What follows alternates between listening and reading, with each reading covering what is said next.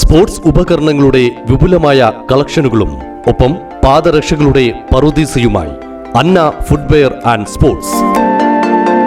കനറ ബാങ്കിന് എതിർവശം main road, Chelakkara. സർക്കാർ വക കുന്നിടിച്ചതിന്റെ ദുരിതം പേറുകയാണ് മുള്ളൂർക്കര 8-ാം വാർഡ് ആറ്റൂർ നിവാസികൾ. ബ്ലോക്ക് പഞ്ചായത്തിന്റെ പച്ചക്കറി സംഭരണ വിതരണ കെട്ടിടം നിർമ്മിക്കുന്നതിനായി നീക്കിയ മണ്ണാണ് ഇപ്പോൾ മഴയിൽ കുത്തിയൊലിച്ച് ദുരിതമാകുന്നത്.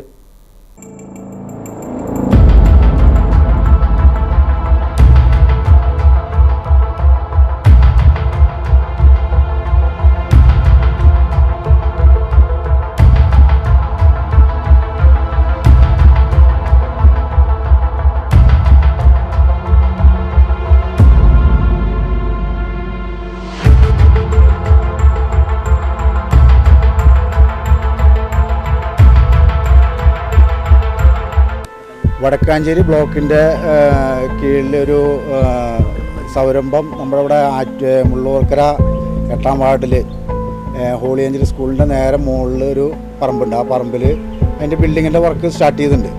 അത് സംബന്ധമായി അവിടുന്ന് കുറേ മണ്ണൊക്കെ മാറ്റി നിരത്തി ഇവിടെ ഒരു കുന്നായിട്ടിട്ടുണ്ടായിരുന്നു. അപ്പോൾ ഈ കഴിഞ്ഞ 2 ദിവസം പെയ്ത മഴ, വൈകുന്നേരത്തുണ്ടായ ആ ഒരു മണിക്കൂറോളം പെയ്ത മഴയുടെ ആ മഴയിൽ കംപ്ലീറ്റ് മണ്ണും വെള്ളവും എല്ലാം കൂടിയിട്ട് എൻ്റെ വീട്ടിലേക്ക് കുത്തിയൊലിച്ച് വന്ന് ഭയങ്കര ഒരു പ്രളയം പോലെ ആയിരുന്നു. ഞാനതിൻ്റെ വീഡിയോ ഒക്കെ എടുത്തിട്ടുണ്ട്, ഫോണിൽ വീഡിയോ ഒക്കെ എടുത്തിട്ടുണ്ട്. അപ്പോൾ അത് ഇനി മേലെ ഉണ്ടാവരുത്. അപ്പോൾ അതിനുള്ളൊരു എനിക്കിപ്പോൾ നമുക്ക് ആ സംരംഭം അവിടെ തുടങ്ങുന്നതുകൊണ്ട് എനിക്ക് യാതൊരു തടസ്സമില്ല. കാരണം വെച്ചാൽ നമുക്ക് കുറച്ച് ജനങ്ങൾക്ക് ജോലി കിട്ടുന്നതും അതിൻ്റെ ഭാഗമായിട്ടുള്ളൊരു സംഭവമാണ്. പക്ഷേ നമ്മുടെ ഈ താഴത്ത് ഒരുപാട് വീടുകളുണ്ട്, ഒരു 8-10 വീടുകൾ അതിൻ്റെ താഴെയുണ്ട്. അപ്പോൾ ഇനി മഴക്കാലം ഇനി വരാൻ പോകണുള്ളൂ.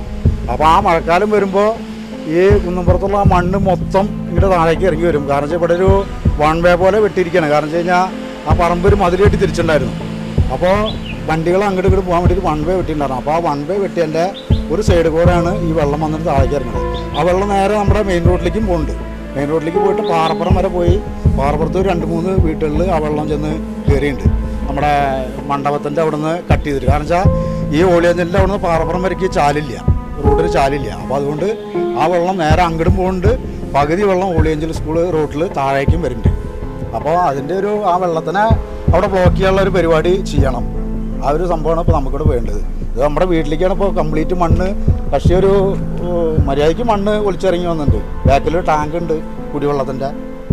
അപ്പോൾ അത് ഇതിന് വേണ്ടപ്പെട്ട അധികൃതർ വന്നിട്ട് അതിൻ്റെ കാര്യങ്ങൾ ചെയ്യുക. അല്ലെങ്കിൽ അപ്പോൾ നമ്മുടെ വീടിനും കൂടി അതൊരു ഭീഷണിയിലേക്കാണ് പോയിരുന്നത്. കാരണം വെച്ചാൽ തൊട്ടപ്പുറത്തന്നെ കിണറുണ്ട്.